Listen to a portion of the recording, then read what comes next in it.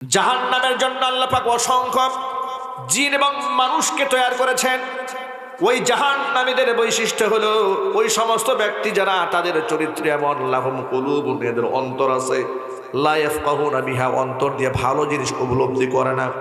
ওয়ালাহুম আয়ুনুন, এদের চোখ আছে, লা ইউবসিরুনা বিহা, চোখ দিয়ে তারা পৃথিবীর সব দেখতে পায় কিন্তু সত্যকে তারা দেখতে পায় না।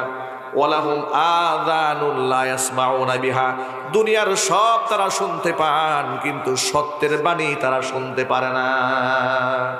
উলাইকা কাল আনআম, এরা হচ্ছে তো চতুষ্পদ জন্তুর মতো, জানোয়ারের মতো। আল্লাহ পাক আরেকটু অ্যাডভান্স করে বললেন বালহুম আদল্লু, এরা জানোয়ারের চাইতেও নিকৃষ্ট। আমরা এখানে যারা বসে আছি আমরা সকলেই আলহামদুলিল্লাহ পরকালকে বিশ্বাস করি, আল্লাহ পাককে আমরা বিশ্বাস করি, মিজানকে বিশ্বাস করি, ফুলসিরাতকে বিশ্বাস করি। যদিও ইলম এবং ঈমানের আলোচনা সমাজের মধ্যে ব্যাপক হারে না থাকার কারণে, আজকে কোরআন সুন্নাহর জ্ঞান আমাদের সমাজের মধ্যে ব্যাপকভাবে চর্চা না হওয়ার কারণে মৌলিক অনেক বিষয় সম্পর্কে আমরা উদাসীন এবং গাফিল হয়েছি। কথা বলুন ঠিক কিনা? যেমন বেসিক নলেজ, সেটা হচ্ছে প্রতিটি মুমিন মুসলমানের জন্য 5 ওয়াক্ত নামাজ ফরজ আইন। এই নামাজের আহকাম এবং আরকানগুলো অনেকের জানা নেই। ওযু করার বিধান প্রতিটা মুসলমানের জন্য জানা ফরজ। দেখা গেল এই ওযুর মাসআলাটাও অনেকেই পরিষ্কার জানেন না। গোসল ফরজ হয়ে গেলে কিভাবে পবিত্রতা হাসিল করতে হয় এই মাসআলা অনেকেই জানেন না। এগুলা মৌলিক জ্ঞান, এগুলা অর্জন করা প্রতিটি মুমিন মুসলমানের জন্য আল্লাহ পাক ফরজ করে দিয়েছেন। কথা বলতে হবে ঠিক কিনা? আমরা সৌভাগ্যবান, আল্লাহ পাক আমাদেরকে মুসলমানের ঘরে পৃথিবীতে পাঠিয়েছেন, যার দরুন আল্লাহকে চেনা, আল্লাহকে বুঝা, কোরআন বুঝা, কোরআন শোনা আমাদের জন্য সহজ হয়েছে। ইব্রাহিম আলাইহিস সালাতু ওয়াস সালামকে আল্লাহ পাক মূর্তি পূজকের ঘরে পাঠিয়ে ইমানের কঠিন পরীক্ষার মধ্যে তাকে ফেলে দিয়েছিলেন, কিন্তু তিনি সেই পরীক্ষায় ফেল করেন নাই। সেই পরীক্ষায় তিনি উত্তীর্ণ হয়ে আল্লাহ পাকের তাওহীদ, আল্লাহ পাকের একাত্মবাদ, এমনকি স্রষ্টার সন্ধান পেতে তিনি সক্ষম হয়েছিলেন। আল্লাহু আকবার বলেন, আর চিৎকার দিয়ে বলুন আল্লাহু আকবার। আমি আমার ভাষায় অনেক জায়গায় বলি, পরীক্ষা তো হয় সকলের, কিন্তু সব শ্রেণীর মানুষের পরীক্ষা সমান নয়। যিনি যত বড় হন তার পরীক্ষা তত কঠিন হয়। কথা বলেন ঠিক কিনা? যেমন আকাশে যিনি বিমান চালান, পাইলট, তিনিও পাইলট, তিনিও চালক। আর রাস্তাঘাটে যারা অটো চালায় তিনিও কিন্তু চালক। এই দুই চালকে পার্থক্য আছে না নাই? অটোর তো আমাদের দেশে কোনো লাইসেন্সই নাই, লাইসেন্স ছাড়াই চলে। গাড়ি ঘোড়ায় লাগাই দিলে বলে সরি। কথা বলেন ঠিক কিনা?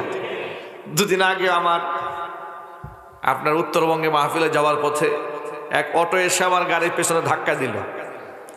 সে অন্যায় করেছে, রাস্তা জায়গা থাকা সত্ত্বেও গাড়িতে স্কেচ ফেলে দিয়েছে। যখন আমার ড্রাইভার তাকে ধরলেন, তিনি আমার হাতে পায়ে ধরে শুরু করলেন, হুজুর আমার ভুল হয়ে গেছে। তো ভুল হলে আমার তো সে ক্ষতি করেছে, তা আমরা আলে বলা মানুষ, আমরা তো আর রাস্তাঘাটে অন্য মানুষের মতো চর থাপ্পড় মার ধরে এগুলো করবো না। সরি বললো, আমরা মাফ করে দিলাম যে ঠিক আছে চলে যান। কিন্তু মূল বিষয়টা হচ্ছে লাইসেন্স নাই। এটা কেন করে? লাইসেন্স নাই, তার কোনো হার্ড কোনো ট্রেনিং হয় নাই। আর এগুলোর ক্ষেত্রে খুব একটা ট্রেনিংয়ের প্রয়োজনও হয় না। এর পেছনে কারণ হচ্ছে এই ধরনের ছোটোখাটো যান অ্যাক্সিডেন্ট করলে খুব বেশি ক্ষতি হওয়ার সম্ভাবনা থাকে না, কিন্তু যিনি পাইলট, বিমান চালান, তার পরীক্ষা কিন্তু খুব কঠিন হয়। কথা বলেন ঠিক কিনা? কারণ পাইলট যদি অ্যাক্সিডেন্ট করে তাহলে মাল তো যাবে, সাথে যানগুলো চলে যাবে। এই জন্য পাইলটের যে পরিমাণ বেতন স্কেল, তার যে সামাজিক সম্মান মর্যাদা, আর অটো ড্রাইভারের মর্যাদা কি সমান? কিন্তু তার কঠিন থেকে কঠিনতর পরীক্ষা হয়, তাকে লেখাপড়া করতে হয়, গ্র্যাজুয়েশন কমপ্লিট করতে হয়, ট্রেনিং নিতে হয়, কত কিছু করতে হয়। এরপরে একজন ব্যক্তি পাইলট হয়, অর্থ করেও খরচ করতে হয়। এজন্য উভয় পাইলট, কিন্তু দুই পাইলটের পরীক্ষার মধ্যে বিরাট ব্যবধান আছে, আছে কি না? অনুরূপভাবে ইমানদারদের মধ্যে অনেক স্কেল আছে। এক আছে ফার্স্ট ক্লাস মানের ইমানদার, যার মর্যাদা অনেক উপরে। যেমন পৃথিবীতে যত নবীদেরকে আল্লাহ পাঠিয়েছিলেন ঈমান এবং আমলের মর্তবায় তারা ছিলেন আল্লাহ পাকের পিয়ারা মাহবুব নির্বাচিত বান্দা। তারা হচ্ছেন অতুলনীয়। নবীদের সাথে পৃথিবীর কোনো মানুষের তুলনা হয় না। তারা মানুষের ভোটাভুটিতে নির্বাচিত হননি, আল্লাহ পাক নিজেই তাদেরকে নির্বাচন করেছেন।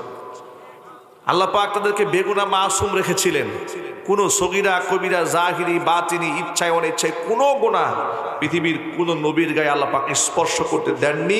চিৎকার দিয়ে এখন সুবহানাল্লাহ।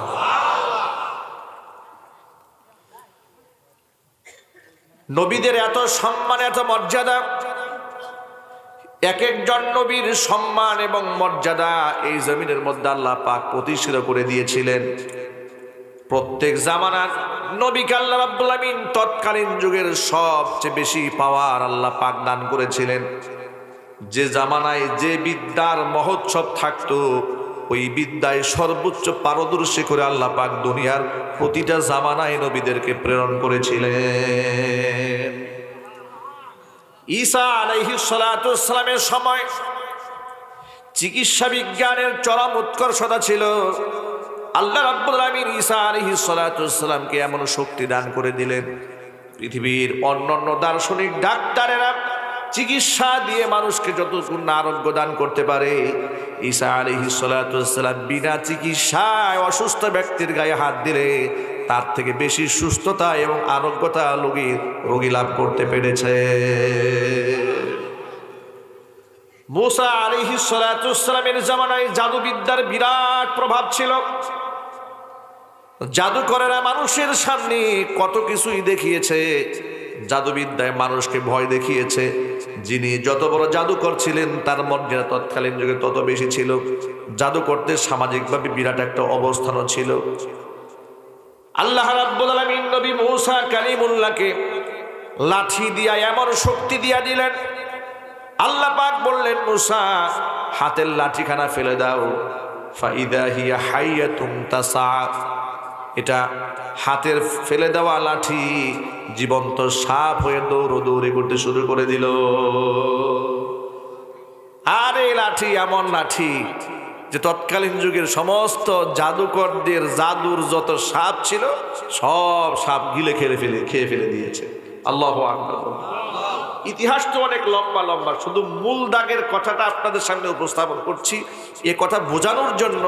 পৃথিবীর প্রত্যেকটা নবীকে আল্লাহ পাক তৎকালীন যুগে তার জামানায় সর্বোচ্চ জ্ঞানী এবং পারদর্শী করে অভিজ্ঞ করে জমিনের মধ্যে পাঠিয়ে দিয়েছে।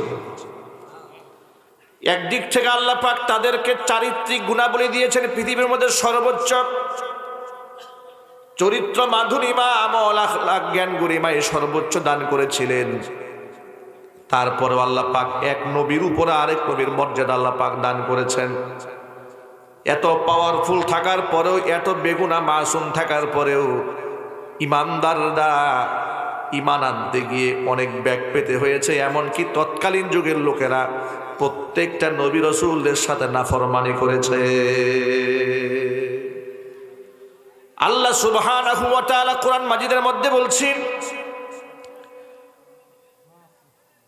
ওয়ালাকাদ বাআসনা ফি কুল্লি উম্মাতির রাসূলা, আমি প্রত্যেকটা উম্মতের ভিতরে আমি রাসূল প্রেরণ করেছি।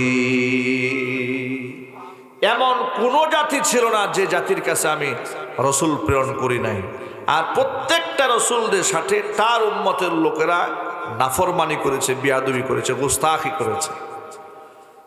আম্বিয়া আলাইহিমুস সালাতু ওয়াস সালামদের সীমাহীন মর্যাদা ছিল, সম্মান ছিল। যিনি যত বড় মাপের নবী ছিলেন তার পরীক্ষাও তত বেশি কঠিন ছিল। আল্লাহ পাক তাদেরকে শত মুজিজা দেওয়ার পরেও তারা নবীদের প্রতি ঈমান আনে নাই। শত মুজিজা ফিরাউন মুসা আলাইহিস সালাতু ওয়াস সালামের হাতে দেখার পরেও আল্লাহর উপরে সেই ঈমান আনে নাই। কোরআন মাজিদের মধ্যে আল্লাহ পাক বলছেন, তিলকার রুসুলু ফাদ্দালনা বা'দাহুম আলা বা'দ মিনহুম মান কাল্লামাল্লাহু ওয়া রাফা'a বা'দাহুম দারাজাত। এই সমস্ত রাসূলগণ যাদের একজনের উপর আরেকজনকে আমি আল্লাহ তাআলা প্রাধান্য দিয়েছি, মর্যাদা দান করেছি, তাদের কারো কারো সাথে আমি আল্লাহ তাআলা নিজে সরাসরি কথা বলেছি। মুসা কালিমুল্লাহর সাথে আল্লাহ তাআলা সরাসরি কথা বলেছেন। জোরে বলেন সুবহানাল্লাহ। প্রিয় ভাইরা, এভাবেই প্রতিটা যুগের নবী রাসূলকে আল্লাহ পাক সীমাহীন সম্মান এবং মর্যাদায় অধিষ্ঠিত করেছিলেন। যিনি যত বড় হয়েছেন তার পরীক্ষা তত বেশি বড় হয়েছে। আপনি শুনে অবাক হয়ে যাবেন, ইব্রাহিম আলাইহিস সালাতু ওয়াস সালাম, তাকে লোকেরা অগ্নিকুণ্ডের মধ্যে ফেলে দিয়েছিল। তিনি অগ্নিকুণ্ডের মধ্যে সময় কাটালেন 40টা দিন। তিনি বলেছেন, আমার এই দুনিয়ার জীবনের সবচেয়ে আরামের সময় আমি আগুনের মধ্যে কাটিয়েছি। আরো জোরে বলেন সুবহানাল্লাহ। এই যে এত কঠিন পরীক্ষার সম্মুখীন তাকে হতে হয়েছে, কিন্তু আমার আপনার জীবনে এত কঠিন পরীক্ষা আসবে না। এর পেছনে কারণ হচ্ছে ওই যে আমি আগেই বলেছি উদাহরণ দিয়ে, যিনি যত সম্মানের অধিকারী হন, যিনি যত বড় হন, তার পরীক্ষা তত কঠিন হয়। আজকে দুনিয়ার বর্তমান প্রজন্মের দিকেও তাকান, সাধারণ ইমানদারের সাথে আর যুগ শ্রেষ্ঠ আলেম ওলামার সাথে আল্লাহ পাকের দেওয়া পরীক্ষা কি সমান হয়? আরো জোরে বলুন না। কত আলেম ওলামারা জেলখানায় জীবন কাটিয়ে জীবনটা শেষ করে দিয়েছে, কত আলেমরা এই পৃথিবীতে ফাঁসির মঞ্চে উঠিয়েছে। ইমাম আহমদ ইবনে হাম্বল রাহমাতুল্লাহি আলাইহি, তৎকালীন যুগের বাদশাহ, তাকে পিঠের মধ্যে চাবুক মেরে পিঠের চামড়া উঠিয়ে নিয়েছে। শুধু তাই নয়, ইমাম আবু হানিফা রাহমাতুল্লাহি আলাইহি জেলখানায় বন্দি করে 4 মাযহাবের শ্রেষ্ঠতম মাযহাব হানাফি মাযহাবের ইমাম, যিনি ইমামে আহমদ ইবনে হাম্বল, হযরত ইমামে আবু হানিফা রাহমাতুল্লাহি আলাইহি, জেলখানার মধ্যে তাকে বিষ প্রয়োগ করে হত্যা করা হয়েছে। জোরে কোন নাউজুবিল্লাহ। যুগে যুগে যত বড় বড় ইসলামের স্কলার এসছে, মনীষীরা এসছে, প্রত্যেকেই মাজলুম হয়েছে, প্রত্যেকেই কঠিন পরীক্ষার মধ্যে পড়েছেন, এমনকি সবরের সাথে সকলেই পরীক্ষায় কৃতকার্য হয়েছেন। চিল্লায় বলেন সুবহানাল্লাহ। আল্লাহু আকবার বলেন। এটা নতুন কিছু নয়, এটা আল্লাহ পাকের নিজাম, আল্লাহ পাকের সিস্টেম। কোরআন মাজিদ আল্লাহ পাক বলেন, শুধু শুধু তোমাদেরকে আমি তৈরি করে নাই। আল্লাযী খালাকাল মাউতা ওয়াল হায়াতা লিয়াবলুয়াকুম আইয়ুকুম আহসানু আমালা। আমি আল্লাহ পাক জীবন সৃষ্টি করেছি, মৃত্যু সৃষ্টি করেছি। আমি আল্লাহ পাক পরীক্ষা করে দেখে নিতে চাই আমলের দিক থেকে তোমরা কে বেশি উত্তম, কে কত ভালো আমল করো, উত্তম আমল করো। আমি আল্লাহ পাক দেখে নিতে চাই। এই দুনিয়ার মধ্যে তোমাদেরকে পরীক্ষা ছাড়া কাউকে ছেড়ে দেওয়া হবে না। আম হাসিবতুম আন তাদখুলুল জান্নাতা, তোমরা কি মনে করেছো এমনি এমনি জান্নাতে যাবে? এত সহজ নয়। আম হাসিবতুম আন তাদখুলুল জান্নাতা ওয়ালাম্মা ইয়াতিকুম মাসালুল লাযীনা খালাউ মিন ক্বাবলিকুম মাসাদহুমুল বাসা ওয়াদ-দাররা ওয়াজুলজিলু হাত্তা ইয়াকুলার রাসূলু ওয়াল্লাযীনা আমানু মাআহু মাতা নাসরুল্লাহ। তোমরা কে মনে করেছো নাকি এমনিতেই বেহেশতে প্রবেশ করবে? অথচ এখনো পর্যন্ত তোমাদের ওই সিচুয়েশনের সম্মুখীন হতে হয়নি, যেমন কঠিন পরিস্থিতির সম্মুখীন হয়েছিল তোমাদের পূর্ববর্তী ইমানদার বান্দারা। এমন অবস্থা, এমন কঠিন পরিস্থিতির সম্মুখীন তারা হয়েছিলেন, নবী এবং ইমানদাররা কথা বলতে বাধ্য হয়েছে, মাতা নাসরুল্লাহ, আল্লাহ পাকের সাহায্য কখন আসবে? এমন কঠিন অবস্থা হয়ে গিয়েছিল, তাদের পায়ের তলা থেকে মাটি সরে গিয়েছিল। অসংখ্য নবীদের কি মাথার মধ্যে করাত দিয়ে চিরিয়ে টুকরা করে ফেলে দেওয়া হয়েছিল। এরপর ইমাম থেকে তাদেরকে সরিয়ে দেওয়া সম্ভব হয় নাই। জোরে কোন আল্লাহু আকবার। আরো চিৎকার দিয়ে কোন আল্লাহু আকবার। এই যে বনি ইসরায়েলের কথা আপনারা শোনেন, বর্তমানে ইসরায়েলের কথা আপনারা শোনেন, ইহুদিদের কথা শোনেন, আপনারা ইসরায়েলের প্রতি ধিক্কার জানান, ইহুদিদেরকে পৃথিবীবাসী লানত দেয়। এই ইহুদিরা লানত প্রাপ্ত হয়েছে, এমনিতেই লানত হয় নাই, শত শত নবীদেরকে ওরা নিজ হাতে হত্যা করেছে। যে জাতি নবীদেরকে হত্যা করতে পারে, নবীদেরকে করাত দিয়ে টুকরা করতে পারে, সে জাতি অভিশপ্ত জাতি, যার দরুন এই পৃথিবীর মধ্যে এই হিংস্র পশুগুলা এই অমানুষগুলাকে নির্মমভাবে যখন একসাথে হত্যা করে দিয়েছিল 60 লক্ষ ইহুদি, হিটলার যখন শেষ করে দিয়েছিল, হিটলার নিজে বলেছে 60 লক্ষ ইহুদিকে আমি খুন করলাম। আমি যদি চাইতাম বিশ্বের সমস্ত ইহুদিদেরকে ধরে ধরে হত্যা করতে পারতাম, কিন্তু কিছু ইহুদিদেরকে আমি বাঁচিয়ে রাখলাম যাতে করে ভবিষ্যৎ প্রজন্মের লোকেরা বুঝতে পারে ইহুদিদেরকে কেন আমি ধ্বংস করে দিয়েছি। আজকে গোটা বিশ্ববাসী হিটলারের সেই কথার প্রমাণ পেয়েছে যে ইহুদিদেরকে কেন তিনি হত্যা করেছিলেন। জোরে বলুন ঠিক কিনা? এগুলা হচ্ছে নিকৃষ্ট জাত, এরা নবীদেরকে জবাই করেছে। যারা নবীদেরকে হত্যা করতে পারে তারা ফিলিস্তিনের শিশুদেরকে মারতে পারবে না? যদি বলুন না। ওই ফিলিস্তিনের আপনার ক্ষতবিক্ষত দেহ দেখে অনেকে আফসোস করে বলে, আরে মানুষ এত নির্মম হয় কি করে? হসপিটালে হামলা করে, অ্যাম্বুলেন্সে হামলা করে, এটা কোনো যুদ্ধ হলো নাকি? আপনাদের কি মনে হয় এটাকে যুদ্ধ বলে? এরা তো কাপুরুষ। ইহুদিরা কি কাপুরুষ, বেঈমান। যদি পুরুষ হতো তাহলে হসপিটালে হামলা করতো না। কথা বলেন না ঠিক কিনা? নিরীহ নিরপরাধ যারা অস্ত্রহীন তাদেরকে তারা হত্যা করতো, বেসামরিক লোকদেরকে ওরা হত্যা করতো না। এতদিন শক্তি থাকে, সামর্থ্য থাকে, তোমাদের এত জজবাত থাকে, এত টেকনোলজি থাকে, হামাসের মুজাহিদিনদের সাথে না পেরে ঝগড়া লাগতে আসছে, আপনার এই সাধারণ শিশুদেরকে হত্যা করে হসপিটালে বোমা মেরে এরপরে প্রতিশোধ নিতে এসছে। এদের মতো কাপুরুষ এই পৃথিবীতে আর নেই। জোরে বলুন না ঠিক কিনা?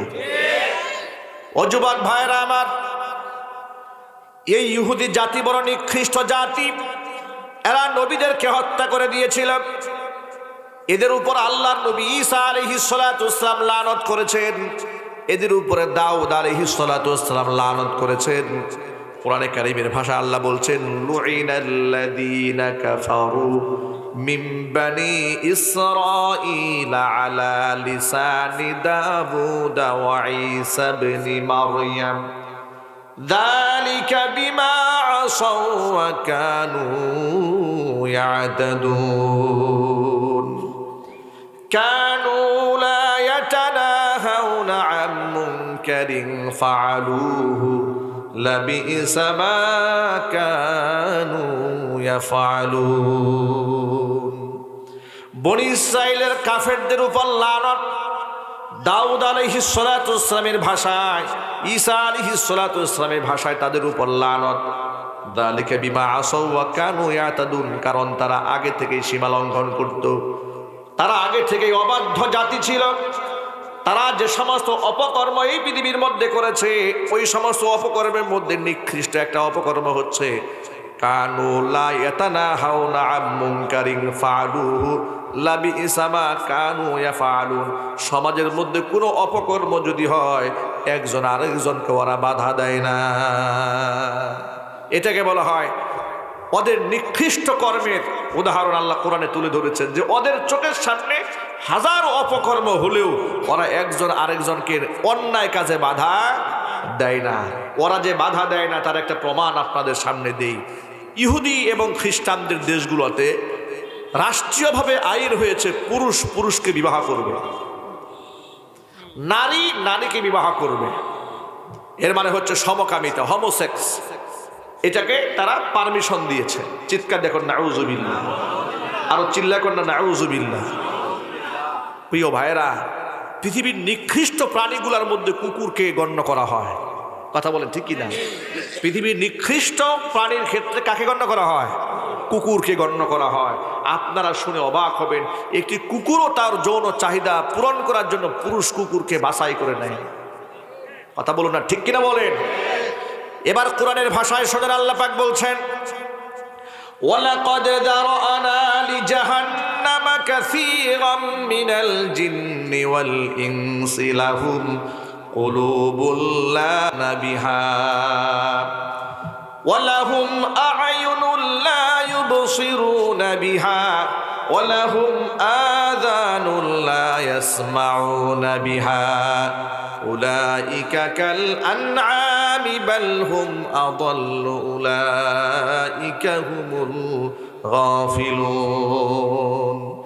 জাহান্নামের জন্য আল্লাহ পাক অসংখ্য জিন এবং মানুষকে তৈরি করেছেন। ওই জাহান্নামীদের বৈশিষ্ট্য হলো ওই সমস্ত ব্যক্তি যারা তাদের চরিত্র এমন, লাহুম কুলুবুন, এদের অন্তর আছে, লা ইয়াফকাহুনা বিহা, অন্তর দিয়ে ভালো জিনিস উপলব্ধি করে না। ওয়ালাহুম আ'য়ুনুন, এদের চোখ আছে, লা ইউবসিরুনা বিহা, চোখ দিয়ে তারা পৃথিবীর সব দেখতে পায় কিন্তু সত্যকে তারা দেখতে পায় না। ওয়ালাহুম আযানুন লা ইয়াসমাউনা বিহা, দুনিয়ার সব তারা শুনতে পান কিন্তু সত্যের বাণী তারা শুনতে পারে না। উলাইকা কাল আনআম, এরা হচ্ছে তো চতুষ্পদ জন্তুর মতো, জানোয়ারের মতো। আল্লাহ পাক আরেকটু অ্যাডভান্স করে বললেন বালহুম আদল্লু, এরা জানোয়ারের চাইতেও নিকৃষ্ট। জানোয়ারের চাইতে নিকৃষ্ট প্রমাণ তো আপনাদের সামনে দিয়ে দিলাম। পৃথিবীর নিকৃষ্ট একটা কুকুরও তার যৌন চাহিদা পূরণ করার জন্য পুরুষ কুকুরকে তালাশ করে না, একটা নারী কুকুরকেই বেছে নেয়। জোরে বলুন ঠিক কিনা?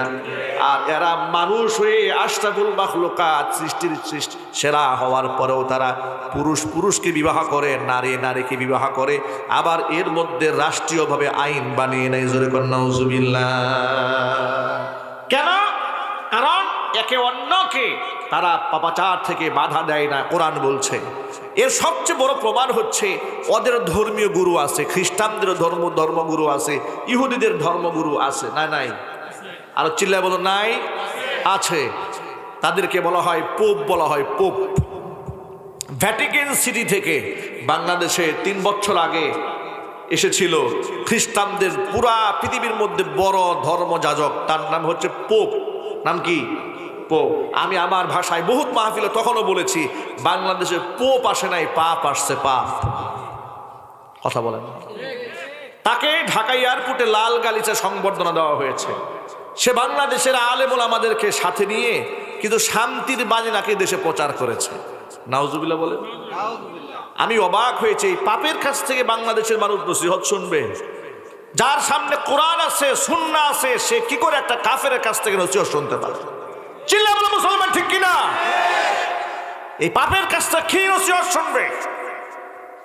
যার নিজের দেশে পুরুষকে বিবাহ করে রাষ্ট্রীয়ভাবে আইন হয়ে যায়, তার বিরুদ্ধে তার জবান চলে না, এমন পাপের কাছ থেকে কোনো মুসলমান নসিহত গ্রহণ করতে পারে না।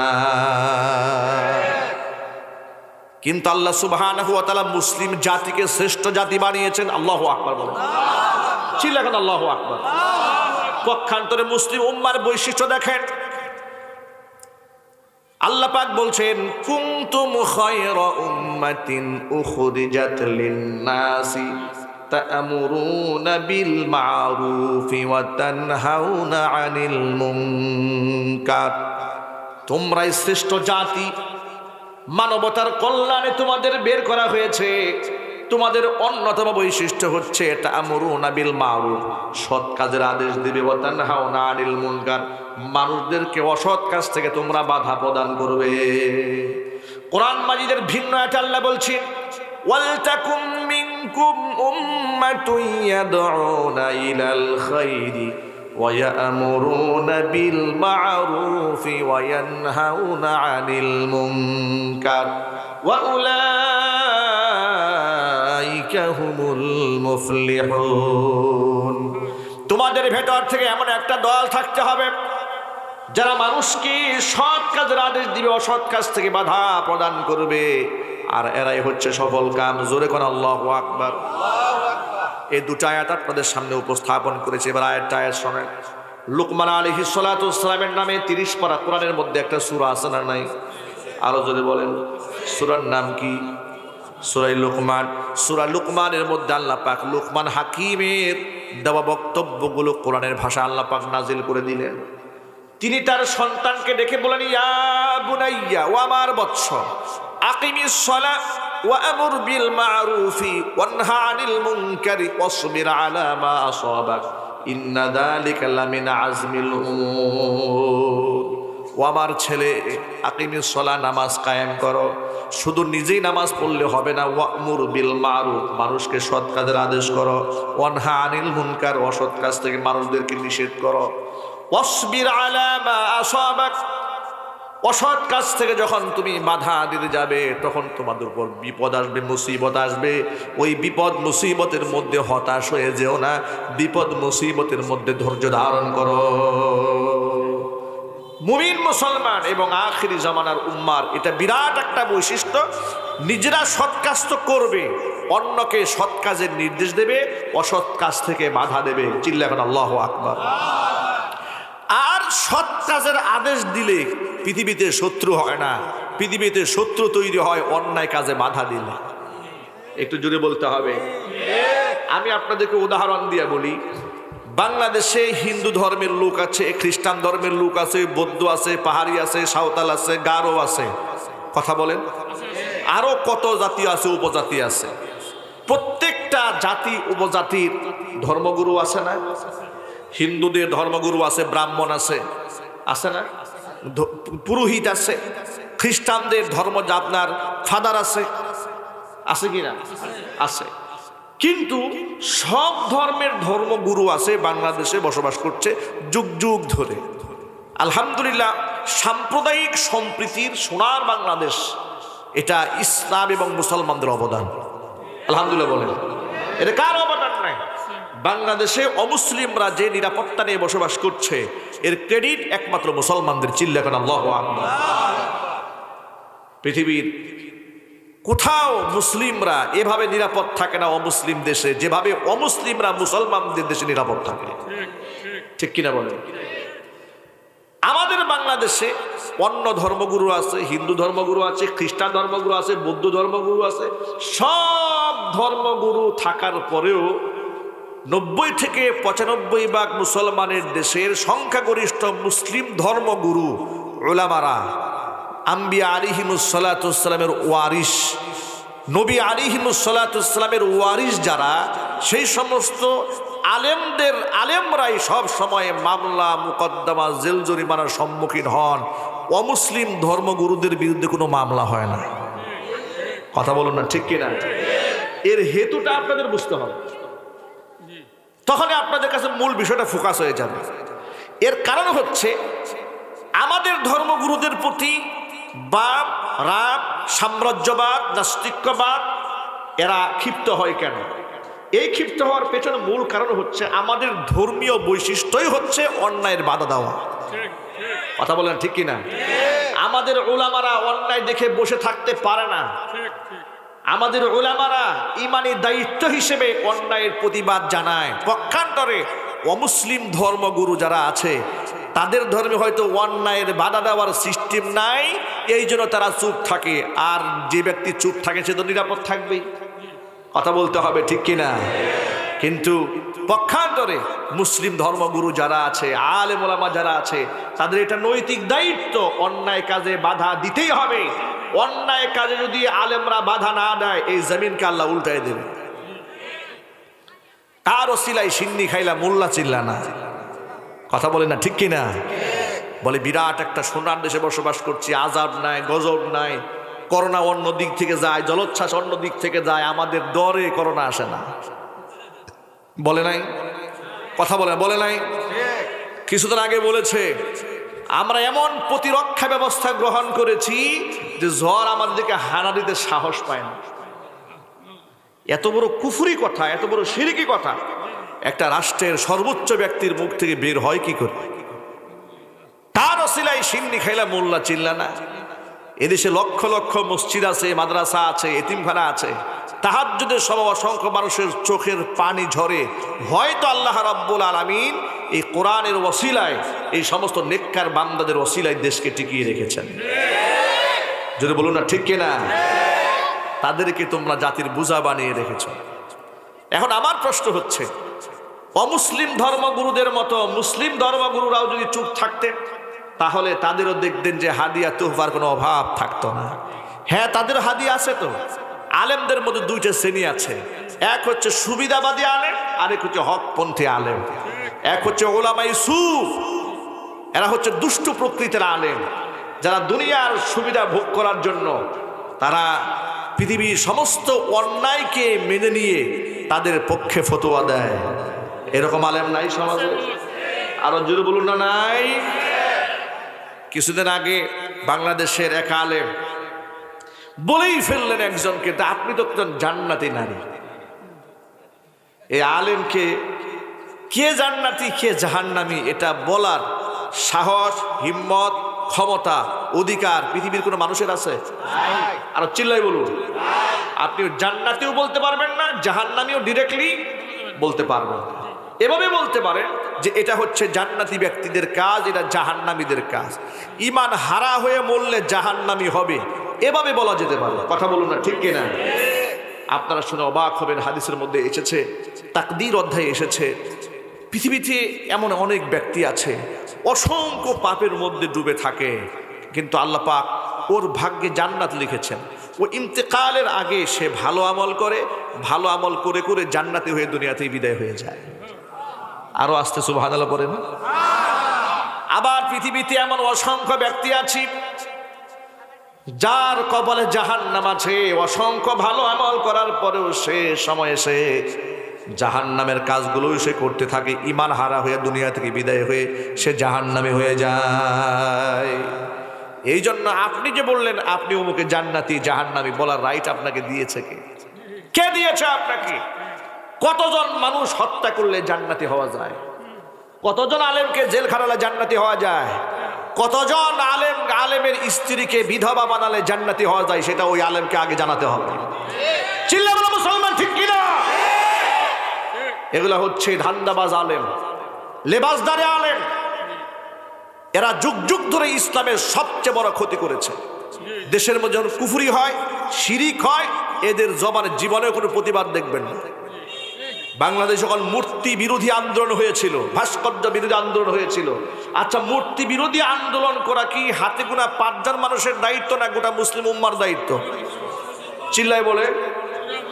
মুসলিমদের ঈমান আকীদার সাথে মূর্তির কোনো সম্পর্ক আছে?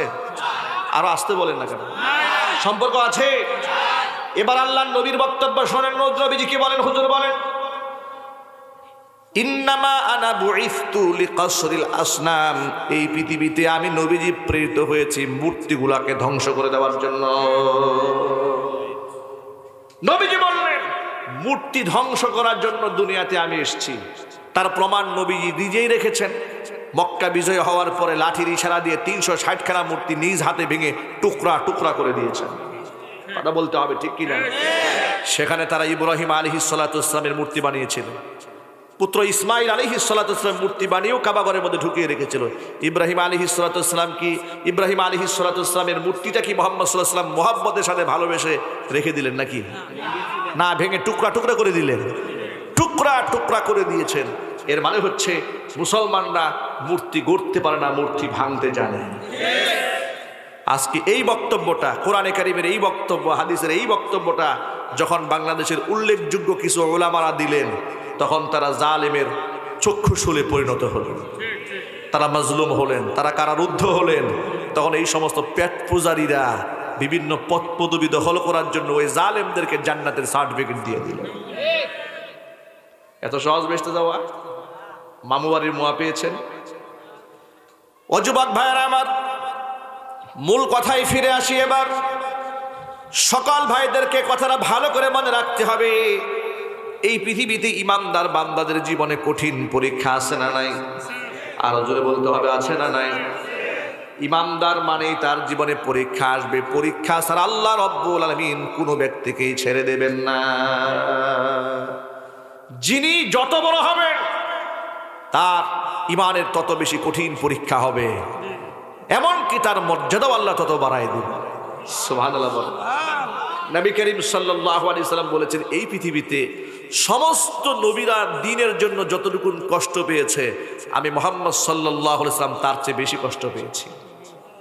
ভাবা যায় যে রাসূল সাল্লাল্লাহু আলাইহি সাল্লাম জমিনে হাঁটলে আকাশের মেঘমালা যাকে ছায়া দিয়েছে, মরা গাছ যার সম্মানে জিন্দা হয়ে যাকে ছায়া দিয়েছে, তিনি বলছেন এই পৃথিবীর সমস্ত নবীরা মিলে যতটুকু কষ্ট পেয়েছে, আমি মুহাম্মদ সাল্লাল্লাহু আলাইহি সাল্লাম দ্বীনের জন্য তার চেয়ে বেশি কষ্ট সহ্য করেছি।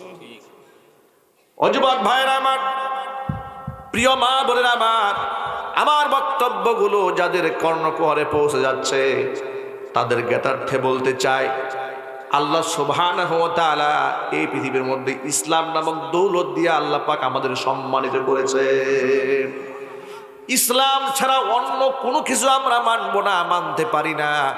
ওমরে ফারুক রাদিয়াল্লাহু তাআলা আনহু তার জামানায় যখন তিনি এই মসজিদে আকসায় তিনি যখন সফরে আসতেছিলেন মসজিদে নববী থেকে, সামান্য একটা সওয়ারি উট, দুর্বল একটা উটের পৃষ্ঠে সওয়ার হয়ে ছেঁড়া ফাটা একটা কাপড় পরে তিনি অর্ধ জাহানের খলিফা ওমরে ফারুক রাদিয়াল্লাহু তাআলা আনহু জেরুজালেম সফরে আসতেছে। সুবহানাল্লাহ বলেন। যখন তিনি আসতেছিলেন তখন তার গায়ের জামাটা একটু জীর্ণ শীর্ণ ছিল। তার সাথীরা বললেন, আমিরুল মুমিনিন, আপনার গায়ের জামাটা যদি একটু চেঞ্জ করে নিতেন তাহলে ভালো হতো, কারণ আপনি যে অঞ্চলে যাচ্ছেন এই অঞ্চলের মানুষরা খুব প্রভাবশালী প্রতাপশালী। সেখানকার ধর্মযাজক যারা, তাদের বিলাসিতা, তাদের চাকচিক্য, তাদের সৌরভ, তাদের আতর, তাদের সুগন্ধের গ্রাণে মানুষ কাছেই ঘেঁচতে পারে না। আর আপনি অর্ধ জাহানের শাসক হয়ে আপনি জেরুজালেম যাচ্ছেন, আপনার এই জীর্ণ শীর্ণ অবস্থা, এটা খুব বেমানান, জামাটা একটু বদলায় নেন। ওমরে ফারুক রাদিয়াল্লাহু তাআলা আনহু তখন যে যুগান্তকারী কথাটা বলেছিলেন, ইতিহাসের পাতায় সেই বক্তব্যটা সোনার অক্ষরে লেখা আছে। প্রত্যেকটা মুমিন মুসলমানের সেই কথাটাই মৃত্যু পর্যন্ত স্মরণ রাখা দরকার। ওমর রাদিয়াল্লাহু তাআলা আনহু বলছেন, কুন্না আযাল্লাল কওম, এই পৃথিবীতে আমরা ছিলাম সবচেয়ে নিকৃষ্ট জাতি। রোম পারস্যের রাজা বাদশারা আমাদেরকে তো মানুষ মনে করতো না। মৃত প্রাণীর গোশত আমরা ভক্ষণ করতাম, যুগ যুগ ধরে আমরা মারামারি করতাম, আমরা পশমি পোশাক গায়ে দিতাম। এই পৃথিবীতে আভিজাত্য বলতে আর সম্মান বলতে কোনো বিষয় আমাদের জন্য ছিল না। আমরা ছিলাম এই দুনিয়ার মধ্যে সবচেয়ে নিকৃষ্ট অবহেলিত জাতি। ফাআজ্জানা বিল ইসলাম, এরপরে ইসলাম আমাদেরকে সম্মানিত করেছে। পোশাক আমাদের সম্মানিত করে নাই, দুনিয়ার চাকচিক্যময় পোশাক কিংবা সুগন্ধি আমাদের মর্যাদাকে বাড়ায় নাই, আমাদের মর্যাদা বাড়িয়েছে ইসলাম। আল্লাহু আকবার বলেন। আমরা ইসলামের দৌলতে সম্মানিত হয়েছি। সুতরাং পোশাক যদি আমাদের চাকচিক্যময় নাও থাকে, ধর্ম যদি আর দিন যদি মজবুত থাকে, এই সম্মান ছিনিয়ে নেওয়ার ক্ষমতা কারণ নাই। আল্লাহু আকবার বলবেন না? সুতরাং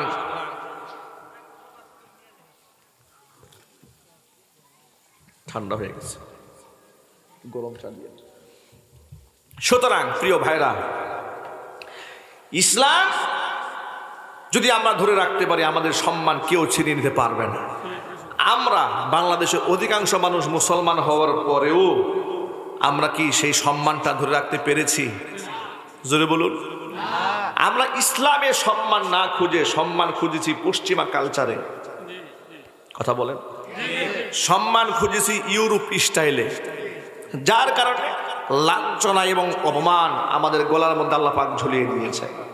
তা না হলে যে জাতি কখনো হেরে যাওয়ার নয়, যে জাতি কখনো ভয় পাওয়ার নয়, সে জাতি ভীত সন্ত্রস্ত হলো কেন? আচ্ছা, কাফের বেঈমানরা বাংলাদেশের দিকে চোখ রাঙিয়ে তাকায়, বক্তব্য দেয় কি করে, সাহস পায় কি করে? আজকে দেশের অসংখ্য আলেম ওলামারা অন্যায়ভাবে মাজলুম হয়ে কারারুদ্ধ থাকে কি করে? আমরা লাঞ্ছিত হয়েছি। গোটা বাংলাদেশের অধিকাংশ মানুষ ইসলাম ধর্মের আদর্শ বাদ দিয়ে ভিন্ন ধর্মের আদর্শে সম্মান খুঁজে বেড়াচ্ছে। অনেক মেয়েদেরকে দেখবেন বোরকায় সম্মান তালাশ করে না, তারা এখন স্মার্ট গার্ল হচ্ছে, তারা এখন জিন্সের প্যান্ট পরে, টি শার্ট পরছে, চুলগুলোকে এলোমেলো করে রাস্তায় হাঁটে, তারা এখন স্মার্ট গার্ল হয়েছে। এই সমস্ত গার্ল হয়ে নিজেকে সম্মান খুঁজে বেড়াচ্ছে, এতে করে তারা সম্মান তো পাচ্ছেই না, রাস্তায় রাস্তায় ধর্ষিতা হচ্ছে। যদি বলুন ঠিক কিনা? যুবকরা দেখবেন মুসলমানের সন্তান হাফ প্যান্ট পরে রাস্তাঘাটে চলে, আছে না? প্যান্ট তো পরেছে 14 জায়গায় সেরা। এর মানে গরিব হওয়ার কারণে সেরা নয়, যার পয়সা যত বেশি তার ফ্যান তত সেরা বেশি। পয়সা যত বেশি প্যান্ট তত সেরা বেশি। বাস্তবতা আছে কিনা? যে মেয়েটার যত পয়সাওয়ালা ওই মেয়ের শরীরে জামা কাপড়ের সংখ্যা তত কম, ঠিক কিনা? সম্মান খুঁজে বেড়াচ্ছে এর মধ্যে। এখন আপনারা বলেন যে আমরা যেখানে উমর রাদিয়াল্লাহু তাআলা আনহু বললেন যে পৃথিবীতে আমরা ছিলাম নিকৃষ্ট জাতি, আল্লাহ ধর্ম দিয়ে আমাদেরকে সম্মানিত করেছে, সেই ধর্মের মধ্যে সম্মান না খুঁজে আমরা অধর্মের কাজে সম্মান খুঁজতে গিয়েছি, যার কারণে রাস্তায় রাস্তায় আমরা অপমানিত হয়েছি। আমার বক্তব্যগুলো মাইকের আওয়াজে আমার মা বোনদের কর্ণকুহর স্পর্শ করছি।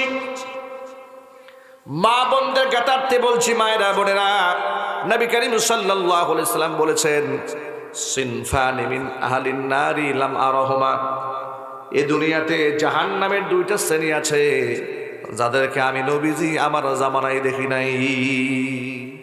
এরা শেষ জামানায় আসবে। জাহান্নামের দুইটা শ্রেণী, একটা শ্রেণী হচ্ছে নারী, একটা শ্রেণী পুরুষ। এর মধ্যে নারীদের বৈশিষ্ট্য হচ্ছে, শেষ জামানায় যারা আসবে জাহান্নামে নারী, তাদের বৈশিষ্ট্য হচ্ছে নিসাউন কাসিয়াতুন আরিয়াতুন মুমিলাতুন মাইলাতুন রুউসুহুন্না কাআসনিমাতিল বুখতিল মাইলা লা ইয়াদখুলনাল জান্নাতা ওয়ালা ইয়াজিদনা রিহাহা ওয়া ইন্না রিহাহা লাতুজাদু মিন মাসিরাতি কাযা ওয়া কাযা আও কামা ক্বালা আলাইহিস সালাতু ওয়াস সালাম। নবীজি বলেন, শেষ জামানায় এমন কিছু মহিলা তারা জাহান্নামী হবে। তাদের আমল আখলাক, তাদের বৈশিষ্ট্য, তাদের আলামত হলো ওই সমস্ত মেয়েরা এমন পোশাক পরবে, পোশাক পরেও তারা উলঙ্গই থেকে যাবে। নিসাউন কাসিয়াতুন আরিয়াতুন। মুহাদ্দিসিন কিরাম এর ব্যাখ্যা করেছেন যে পোশাক পরেও মানুষ উলঙ্গ কি করে থাকে, এর দুইটা ব্যাখ্যা তারা দাঁড় করিয়েছেন। একটা হচ্ছে পোশাক পরেছে তো এত ৮-৬০ পোশাক পরেছে, শরীরের ভাঁজগুলো, দেহ অবয়বগুলো ফুটে উঠেছে, এটা হচ্ছে পোশাক পরেও উলঙ্গ থাকার নামান্তর। কথা বলতে হবে, ঠিক কিনা? গেল একটা। আরেকটা ব্যাখ্যা হচ্ছে পোশাকটা এতটা পাতলা ফিলফিলে যে ভেতরের অঙ্গ প্রত্যঙ্গগুলো বাহির থেকে ফুটে ওঠে। এই ধরনের পোশাক বাজারে এখন নাই। দেখবেন 3 পিসের যে উড়না, জর্জেট উড়না বাঁধানো হয়েছে, এই উড়না গা দিলেও যে কথা, না গায়ে দিলেও এই ওড়না মনে হয় ঘাটাইলে ঢুকে না এখন, নাকি? আমি যেহেতু মা বোনদের তো সকলের আছে, আমি বাজারে কেনাকাটা করতে গেলাম, 3 পিস কিনতে গিয়েছি। এমন সময় এই উড়না দেখে দোকানদার ভাইকে বললাম যে, ভাই এটা কোনো উড়না হলো যে উড়না গায়ে দেওয়ার মতো না? তিনি বললেন, হুজুর আপনি তো উড়না খুঁজতে আসছেন, যারা এই পোশাক কিনে ওরা বলে যে উড়না না হইলেও চলবে। এটা দিয়েছে জাস্ট এমনিতেই, এটা তো পরার কোনো মানেই হয় না। এটা দোকানদাররাও বুঝে, যার ধরুন ওরা আমাদের দেখলে এই ওড়না দিতে চায় না। ওরা আমাদেরকে দেখলে, আমাদের পরিবারের জন্য, ফ্যামিলির জন্য ওরা সুতি বড় বড় লম্বা লম্বা ওড়না দেখে জামা বের করে দেয়। মনে রাখবেন, আপনি পৃথিবীতে যেভাবে চলতে চান আল্লাহ আপনাকে সেভাবেই চালাবে। কথা বলেন না, ঠিক কিনা? অনেকেই বলে না যে হুজুর দুনিয়ায় এতভাবে চলা যায় না। আপনি যদি চলতে চান, হাদিসে কুদসির মধ্যে এসছে, আল্লাহ পাক বলেছেন, আনা ইনদা জন্নি আবদি বি, বান্দা আমার ব্যাপারে যেরূপ ধারণা করবে বান্দার সাথে আমি সেভাবেই মুআমালা করব। আমার বান্দা আমার প্রতি যেমন ধারণা করবে, আমার বান্দা আমাকে ঠিক তেমন পাবে। সুবহানাল্লাহ। আপনি আল্লাহ পাকের রহমত থেকে নিরাশ হন কেন? হতাশ হন কেন? এত অভিযোগ কেন নিজের জীবনের উপরে? শুধু তাই নয়, নবীজি বলেছেন এই সমস্ত মেয়েদের অন্যতম বৈশিষ্ট্য হলো নিসাউন কাসিয়াতুন আরিয়াতুন, পোশাক পরে উলঙ্গ থাকবে। শুধু তাই নয়, মুমিলাতুন মাইলাতুন, তারা নিজেদের প্রতি অন্য পুরুষদেরকে এরা ঝুঁকিয়ে দেবে এবং নিজেরা অন্য পুরুষের দিকে এরা ঝুঁকে যাবে। বর্তমান জমানায় টিকটক অ্যাকাউন্ট আছে না নাই? লাইকি অ্যাকাউন্ট আছে না নাই? বিগো অ্যাকাউন্ট আছে না নাই? এখানে যারা যুবকরা আছে তারা এগুলো বুঝতেছে। যারা মুরব্বী তারা মনে মনে বলতেছে, হুজুর কোরআন হাদিসের মধ্যে আবার বিগো কোত্থেকে আসলো?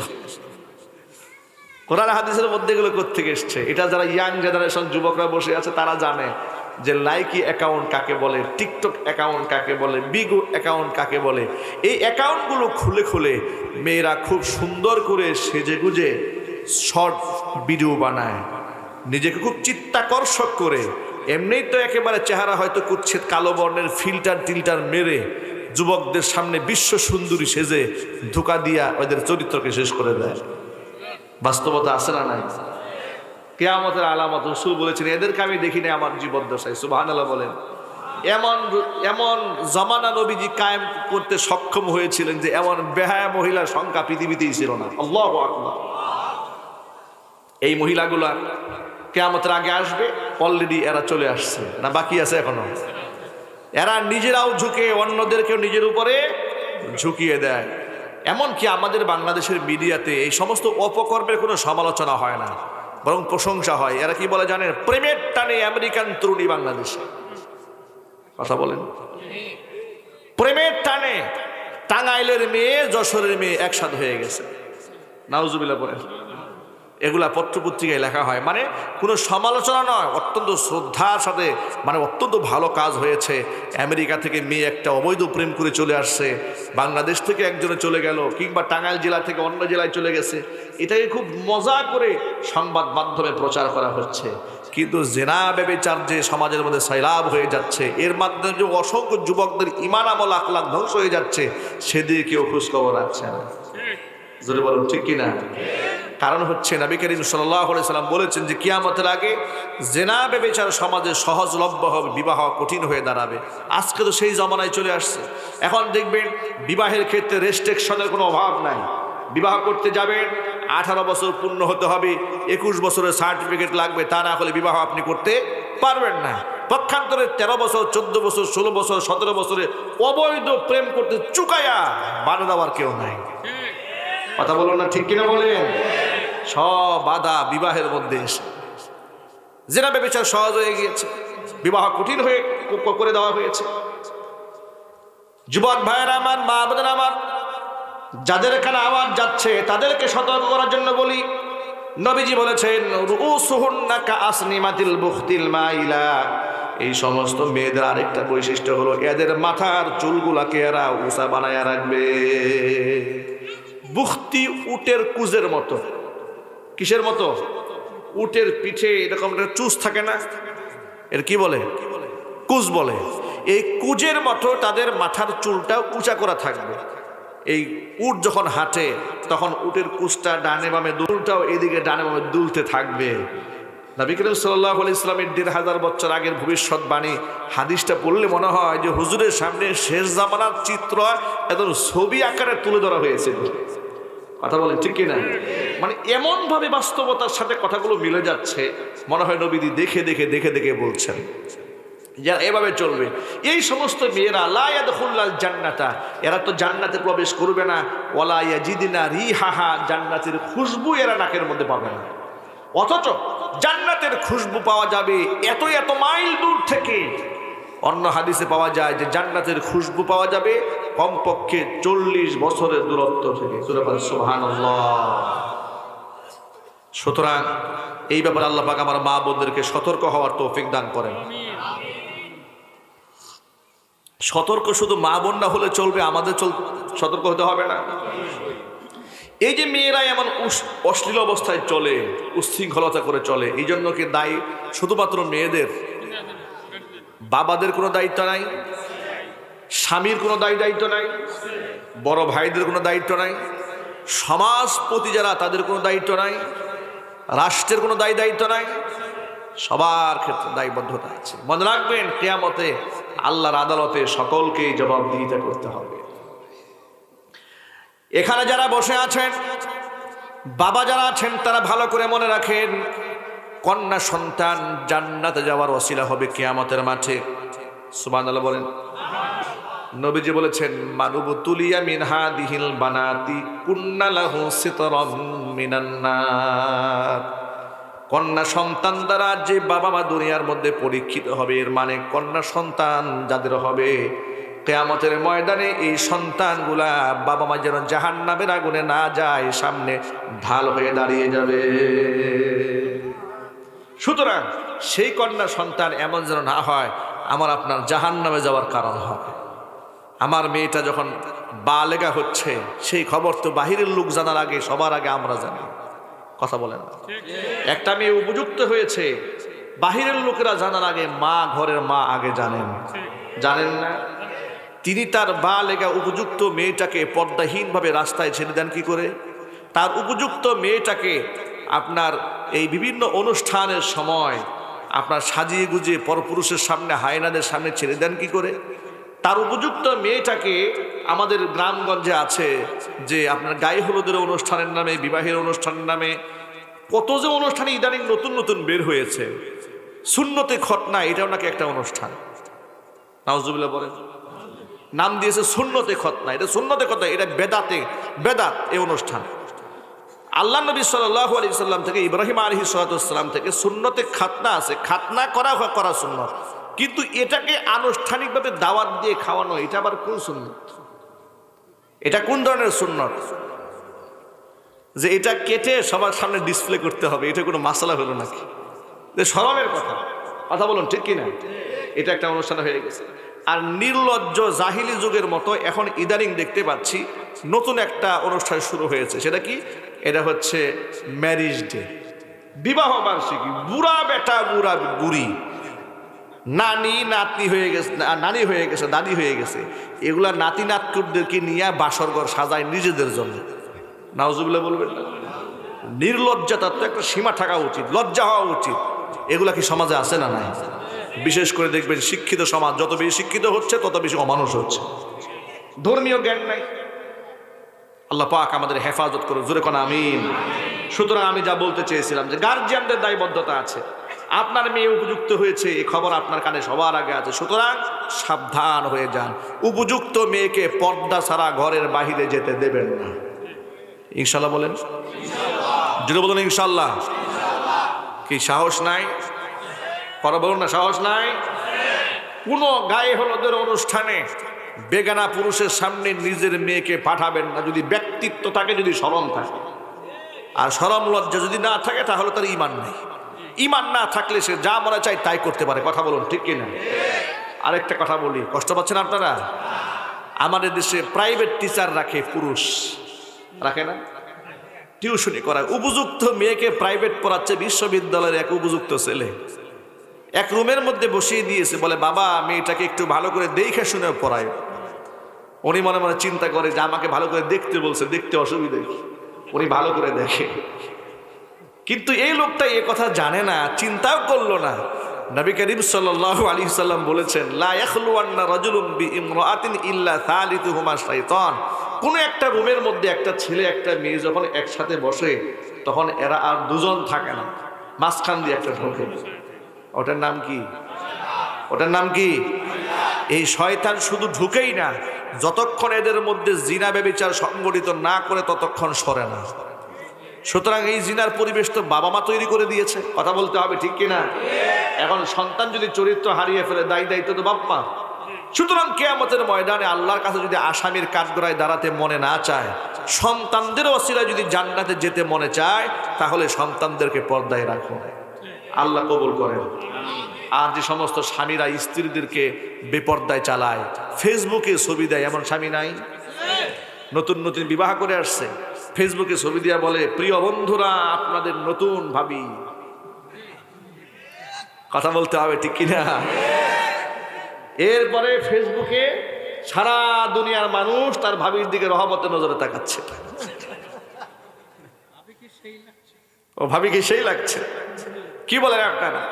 আপনার তো শরম হওয়া উচিত, লজ্জা হওয়া উচিত। চিল্লা বলুন, ঠিক কিনা? আপনি এগুলো করবেন না, এগুলো বাদ দিয়ে দেন, এগুলো বাদ দিয়ে দেন। পরকিয়া কেন তৈরি হয়েছে জানেন? পরকিয়া কাদের স্ত্রীরা করে? যারা নিজের বউর ছবি ফেসবুকে দেয়, ওদের বউরা পালায় যায়।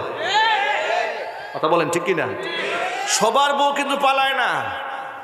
যারা বউয়ের ছবি ফেসবুকে দেয়, বউ দিয়া ব্যবসা করে, টিকটক করে, টাকা ইনকাম করে, এদের বউরা বেশি পালায়। দেখেন না সিনেমার নায়ক নায়িকারা খালি স্বামী চেঞ্জ করে বছরে বছর। কথা বলে না? মনে রাখবেন, যে জিনিস সহজে আর সস্তায় পাওয়া যায় এর কোনো দাম থাকে না। আমি উদাহরণ দিয়ে অনেক মাহফিলে বলেছি, আজকেও বলছি, মা বোনরা ভালো করে শুনুন। সমাজে ছাগলের দাম বেশি না হরিণের দাম বেশি? হরিণের দাম বেশি এই জন্য কারণ হরিণ অ্যাভেলেবেল পাওয়া যায় না। ছাগল অ্যাভেলেবেল পাওয়া যায় এই জন্য ছাগলের দাম কমেছে। লোকেরা ছাগলকে গালি হিসেবে ব্যবহার করে, ঠিক কিনা? ছাগল দিয়ে লোকেরা গালির উপমা দেয়, তুই একটা ছাগল, বলে আপনি তো একটা রাম ছাগল, ঠিক কিনা? পক্ষান্তরে হরিণ ওর দাম বেড়ে গেছে, ওকে অ্যাভেলেবেল পাওয়া যায় না তো। একই দিয়ে সুন্দর যত উপমা দেয়, তোমার চোখ দুটা তো খুব সুন্দর, টানা টানা হরিণের মতো, কথা বলে, প্রশংসা করে। ও আড়ালে থাকে, অ্যাভেলেবেল পাওয়া যায় না, ওর দাম হয়ে গেছে। সুতরাং যে সমস্ত মেয়েরা পর্দায় থাকে, আড়ালে থাকে, এদের মর্যাদা হচ্ছে মুক্তার দানার মতো। মুক্তাতে অ্যাভেলেবেল পাওয়া যায় না, ও ঝিনুকের ভিতরে থাকে, অনেক কষ্টে সেখান থেকে বের করা হয়। ঝিনুক থেকে যখন মুক্তাটা বের হয় তখন ঝলমল করে জ্বলতে থাকে, সুবহানাল্লাহ বলে। আর রাস্তাঘাটে যেগুলো পড়ে থাকে এগুলো কি ঝলমল জ্বলে? মানুষের পায়ে ঘষা খেতে খেতে গ্লেজ শেষ।